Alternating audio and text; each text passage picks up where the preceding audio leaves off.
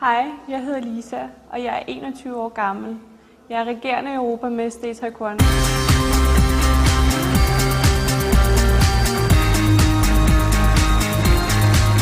Det fedeste job for mig, det vil nok være at medvirke i en film, hvor jeg havde en kampsports hovedrolle. Noget med i stil med Lara Croft, Bond, et eller andet. Noget i den stil. Det kunne være rigtig, rigtig fedt. Fordi jeg dyrker jo kampsporten taekwondo, som jeg har dyrket i 10 år efterhånden.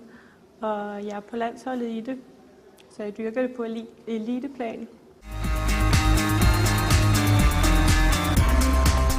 Jeg skal også passe på jo, hvis jeg kommer til at slå, så slår jeg ikke som en pige.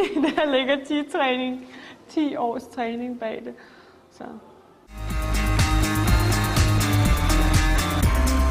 Lige for tiden der tager jeg et mediegrafikergrundforløb, fordi jeg skal starte på den grafiske højskole til næste år, hvor jeg gerne vil læse medieproduktion og ledelse.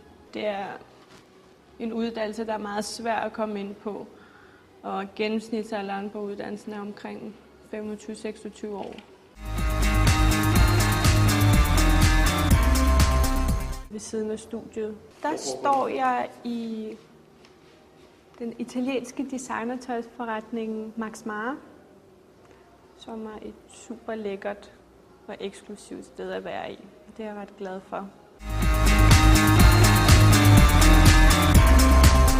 Det er ikke fordi jeg er narcissist, det er ikke på den måde. Enhver pige har en eller anden drøm om at se sig selv i et blad, tror jeg. Der er noget ved det, det er ikke noget, man kan forklare. Hvad hvis der er nogle fyre, der kommer for tæt på i byen? Hvad? Der er jeg meget kontant. Det er jeg.